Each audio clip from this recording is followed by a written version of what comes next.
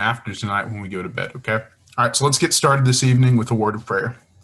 Father God, we are so thankful for the opportunity that you've given us today to be able to enjoy your creation one more time, for giving us the breath of life, allowing us to wake up one more day. Now that we're able to set time aside, we ask that you help us to concentrate our minds on your word, help us to open up your word and dwell on it for just a moment, and help us to take worldly things out of our minds, any sort of distractions, that we may give ourselves entirely to a study. We ask, Lord, that you help us to accept the things that are in your word, help us not to be stubborn, help us to learn, so that way we may bear fruits that would be pleasing to you. At this time, there are a few of our number that who are afflicted with different kinds of problems and issues in life, most of them being illnesses. We ask, Lord, that you watch over them and we lift them up to you in this hour. These things we ask in your Son's holy name. Amen. Okay, so we're looking at Psalm chapter 94 in our, get a little closer here. Psalm chapter 94 in our material. Keith titled it, the Lord implored to avenge his people. If you took the Revelation class last year, it was last year, some of the things that are mentioned here are kind of reminiscent of that, in my opinion. They kind of draw my mind that way. So that's kind of interesting. But we'll look at how Psalm 94 is kind of broken down. If you look on screen, this is the way it's kind of broken down. It's the first section right there, cried to avenge the actions of the wicked. So, like I said, I kind of just came off Revelation, so that's kind of where my mind goes.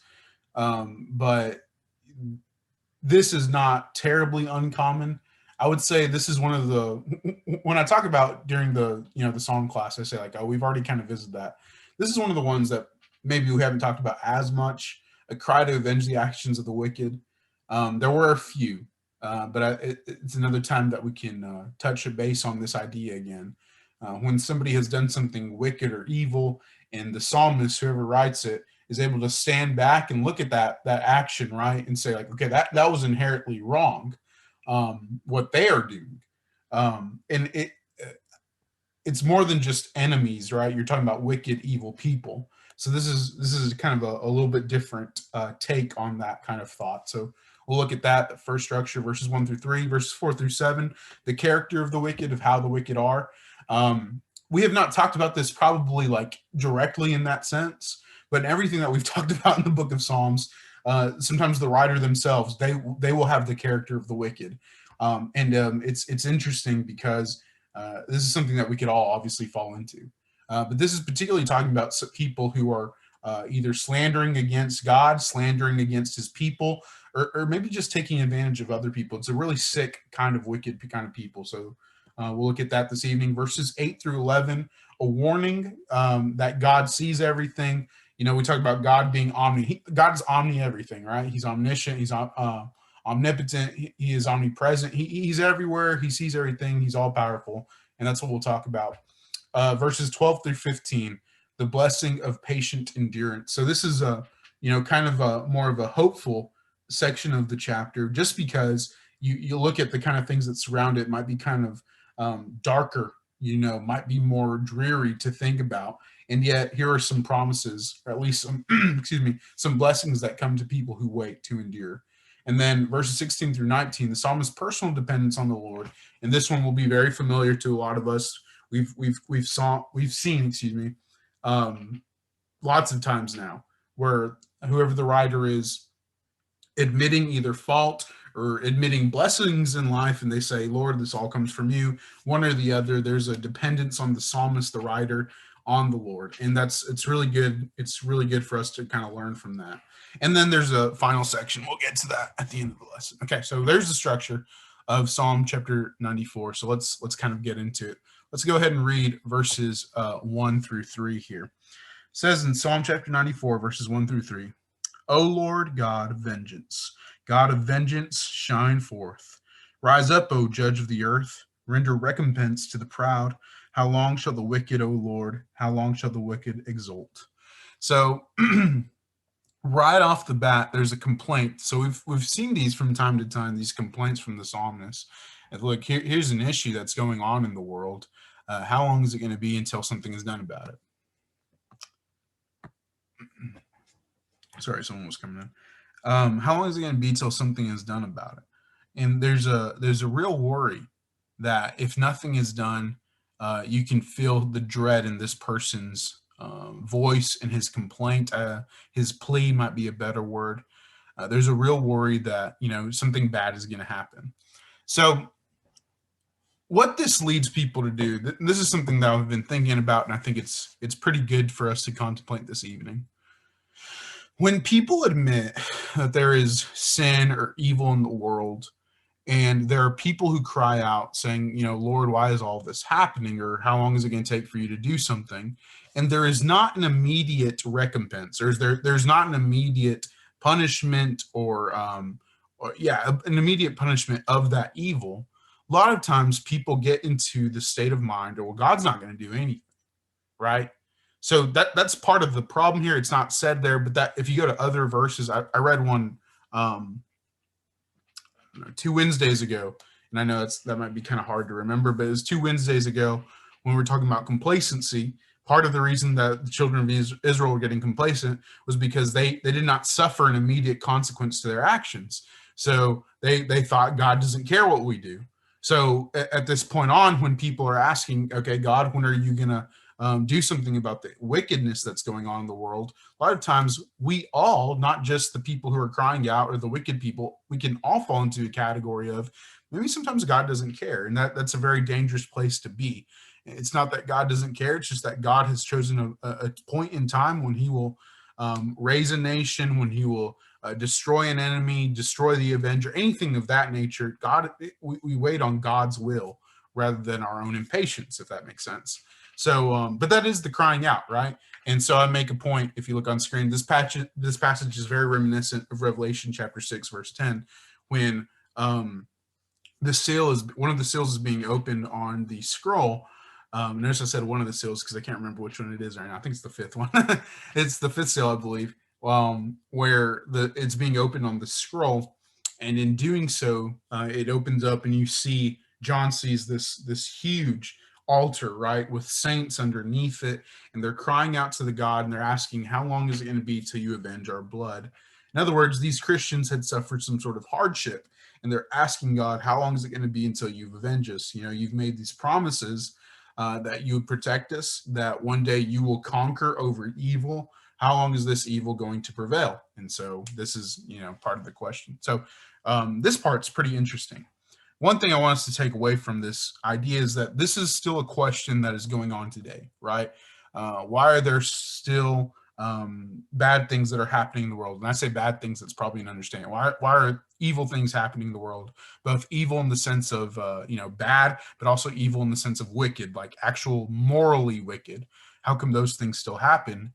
And we can still fall into the category of us asking God, okay, how long is it going to be? And that's fine to ask God, to wonder that. But if we let it ruin our lives, if we let it ruin our morale as Christians to the point where we're ineffective because we think God doesn't care, well, then we run into a problem there, right? But this part right here is pretty familiar to a lot of us. Can you think of a time in your life when you've asked God this question? How long is it going to be? Maybe somebody did you wrong. Maybe you saw some wrong on the news, whatever it is, and you ask God, okay, how long is it going to be? So that part's fairly familiar to us. Okay. Spent like 8 minutes talking about that. There's only 3 verses. Verses 4 through 7 now. As we look at the structure right here, the character of the wicked. All right, it says verses 4 through 7. They pour forth words, they speak arrogantly. All who do wickedness vaunt themselves. They crush your people, Lord, and afflict your heritage. They slay the widow and the stranger and murder the orphans.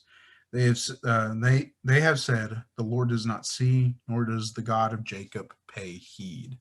Okay, so you have this character right here, or this image of characters who are just really terrible people, as immoral as you could get, right? There's some really unfortunate things mentioned in verses 6. It says they slay the widow and the stranger, they murder orphans, and they speak super evil things against God's people. So this obviously is some of it is indicative of people who were, enemies of Israel at the time. I'm sure some of this is pointed at them, but really, this is something that we can all kind of fall into. I think this is something that's we've learned by now at this point when we're talking about the Psalms. As evil as these people are, we could easily fall into the same path, into the same temptation as these evil people. Hopefully, we're not, though. I think we need to think of ourselves as not evil people, but as upright people. It says in Ecclesiastes chapter, you can see that on screen, Ecclesiastes chapter 7, verse 29, God has made us upright. God has made every man upright, but we have sought out many schemes. So if we're evil people, if you see evil in the world, it's not because God has made them that way. So I'm kind of tying this back into the last section we just read. Is it possible that the reason that there's wicked in the world is because God made them that way? No, God did not make them that way. God made us upright, but we have sought out our own schemes. So that's why there's wicked in the world. So I'm kind of tying that back in. Excuse me. Um, and as I was saying, you see this wickedness in the world. God's made us a certain way, but we don't have to be that way. We can be upright if we choose to be. If you go to Psalm chapter 36, it talks about men who just think about doing evil. They lay in their beds and they think about evil all night, and they're looking for the opportunity to do something to somebody. One of the worst things as we go into this passage right here, look at what it says in verse 5. It says, when they crush the people of the Lord.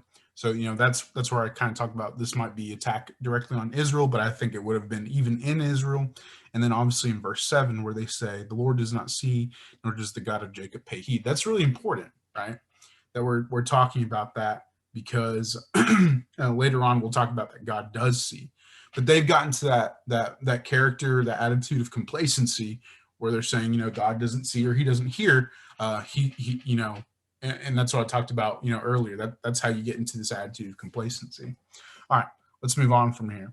A warning, section 3, God sees, hears, and judges all people. So remember, the very last thing they just said is God doesn't see, nor does he pay heed. In other words, he doesn't pay attention to what's going on. All right, verses 8 through 11. Pay heed, you senseless among the people, and you will understand, stupid ones. And when will you understand, stupid ones? It's pretty direct. verse 9. He who planted the ear, does he not hear? He who formed the eye, does he not see? I'm sorry, I lost my place. He who formed the eye, does he not see? He who chastens the nations, will he not rebuke? Even he who teaches man knowledge. The Lord knows the thoughts of man, that they are a mere breath. So this is very important here, as we're talking about who God is. The psalmist makes it very clear. You guys are saying these things about God. Modern day people will say these things about God. God doesn't care. He may be real. There's some people who are agnostic who say, God may be real, but he's not involved in human affairs. He does not care. But as we see here, the psalmist makes a point. Who made the eye? Who made the ear? Obviously, it's God. He is these. He is these things. He is omni everything, and when you consider, so this was what we talked about last week, how he is omni everything, and so that means he's a very present help to those who do good.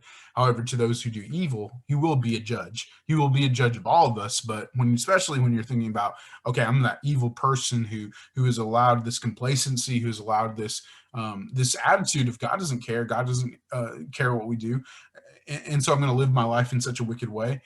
When I've allowed that to live in my life, I'm very scared of the one who judges me, right? That's kind of the idea that's brought in there. Look back again at what it says in verse 11. The Lord knows the thoughts of man, that they are a mere breath. I'm not exactly sure what all this points to, other than God knows what we're thinking. God knows our intentions, things of that nature. God knows everything. God knows our schemes, I guess, the things that we're planning. One of the things that brings to my mind when I think about God knows the thoughts of man is how true this was, not only as God is who is God, but also his son, Jesus Christ. You think about when Nicodemus went to go talk to him in the middle of the night, he asked him he goes up to him and he just tries to talk to him, but Jesus quickly changes the conversation. It's very indicative that Jesus knew the heart of man. He knew what Nicodemus was thinking. So this is true of God. This is true of Jesus, and this is true today. Our intentions, our motives, God knows them. We can do good things, but if our heart is not right, we're not doing them out of spirit and sincerity. God knows that, right? We can't fool God. He is the judge of everything. He sees everything, sees right through us. So that's a very scary thought, both if we are righteous people, but also especially really focusing on wicked people. Because if you're a righteous person, you know that God sees through you. Well, we'll get to that point in just a second. Look at what it says in verses 12 through 15. If you're a righteous person, you know that God sees through you. You know that what ultimately awaits you is at least some kind of rest. It says in verse 12 through 15. 12 through 15. Blessed is the man whom you chasten, O Lord, and whom you teach out your law, that you may grant relief from him in the days of his adversity, until a pit is dug for the wicked. For the Lord will not abandon his people, nor will he forsake his inheritance. By the way, him mentioning that in verse 14 goes back to verse 14 and 5 are directly connected. You can look deeper into that after the lesson. It says verse 15, for judgment will again be righteous, and all the upright in heart will follow it. Who will stand up for me against evildoers? Who will take his stand against me and those who do wickedness? So part of what's offered here in verses 12 through 15 is kind of a not necessarily a rest, but at least just an assurance that God is there for those who are enduring this. You can see that picture on screen. It's a really beautiful rendition, something I can do, of a farmer and his wife toiling all day long. And if this were a class setting, I would ask you guys, who drew that? Because some of y'all might know. That's Van Gogh. Van Gogh drew that, and it's I think it's called Rest from Work. I think that's exactly what it's called, Rest from Work. And in Scripture, we are promised this rest after we endure, after we are patient. Looking at what it says, verse 13 one more time, you may grant him relief from the days of his adversity until a pit is dug for the wicked. There's going to be a day when there will be a relief, a rest to those who endure. It's a really beautiful thought, isn't it? Turn your Bibles, look what it says in James chapter 1. James chapter 1. Let's see here. James chapter 1, look at what it says in verse 12. It says, blessed is the man who endures temptation, for when he has been approved, he will receive the crown of life which the Lord has promised to those who love him. Blessed is the man who endures temptation. There's another translation, I think it might be ESV or NIV, that says who's steadfast. And that's the idea that we're looking at here, right? So we're trying to tie everything that we've said here, okay, right? That there are people in the world who are asking God, particularly righteous people, why is this happening on earth? And we realize that it's part of human nature to deviate from God. Doesn't mean it's okay, but it's a part of some human nature to deviate from God. And so that's why it's happening. It's not that God's doing it, it's that humans are doing it. And so people are saying, God doesn't care, but God actually does care. And the psalmist is making sure we're aware of that. And because we're aware of that, we try to endure because God does care.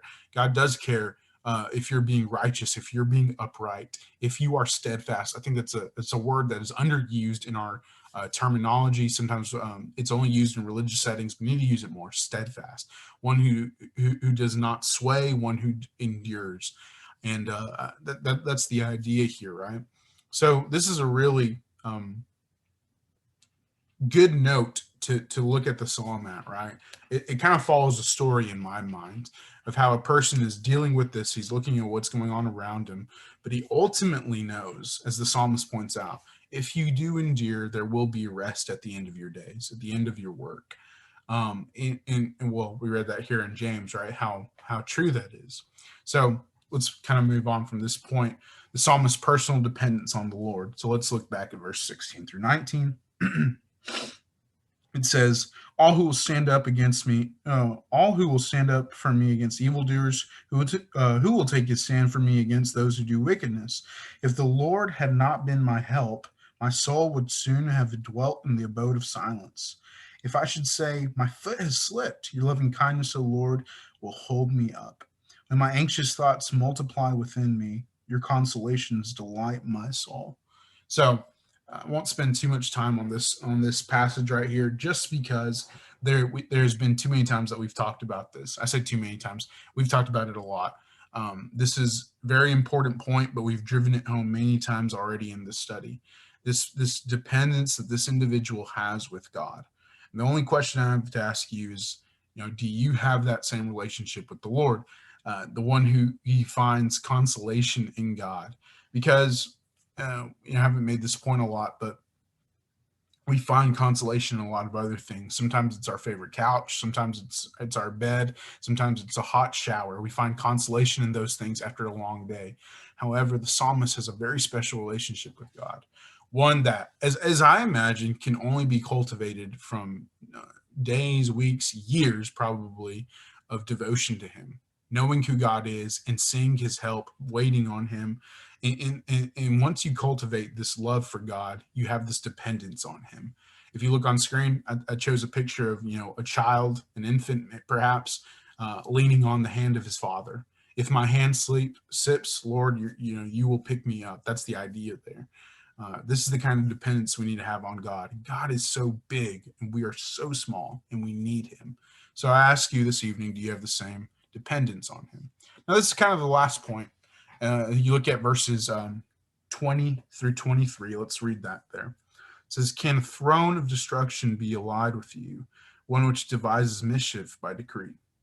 They band themselves together against the life of the righteous. They condemn the innocent to death. But the Lord has been my stronghold, and my God, the rock of my refuge. He has brought back their wickedness upon them, and will destroy them by their evil. The Lord our God will destroy them. So you kind of are painting a picture of, maybe perhaps some evildoers, an evil court, perhaps, and, and all the things that they devise. But the point that the psalmist is making, and this is why I kind of say, I tie this together to a lot of Revelation, is the fact that there will be a judgment of those people and what they do. God is the judge of all. So as I see it, and this is kind of me personal, and I hope I can kind of portray that to you this evening. This psalm is kind of a story, at least that's the story in my head, of somebody who's struggling with the idea of what's going on around them. Perhaps you're struggling with that, or perhaps maybe you see other people struggling with that, right? A lot of people have questions because of the pandemic going on, as well as some of the turmoil in our own country. And we're supposed to be the shining beacon light, for the whole world. And yet we're having so many struggles. So some people could have questions of what's going on around them. And you might find yourself in that group, and that's okay. And you might find yourself in that group one day, and then the other day you don't. That's all okay. The issue here is that we do not fall into this complacency, right?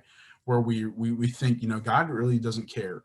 Or when we see somebody saying that, we don't correct them. We say, yes, God does care. There will be a judgment, a certainty of judgment, as we read in this passage, of evil, of things that have gone wrong immorally. We have promises of that. And we have promises that if you remain righteous and you remain waiting on the Lord, there will be rest at the end of your days. And I think that's so beautiful to think about. I've spent, lots of times, as y'all have also, being at funerals, visitations of brethren who've passed away, and you're so aware of how fragile you are, and you realize, if I could just for the rest of my life devote myself to God, a funeral is probably one of the best places where you contemplate that. One day I can have my rest. And there have been a lot of good Christians who've passed on from this world where they've encouraged you just by doing those things. All right, so think about those things this evening. I think it's good for us to contemplate these things, and if we can, help somebody who needs it.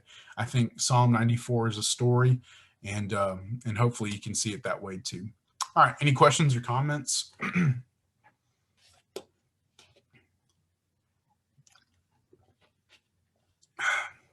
If not, guys, thank you so much for your fine attention. Remember the ones who have already mentioned in our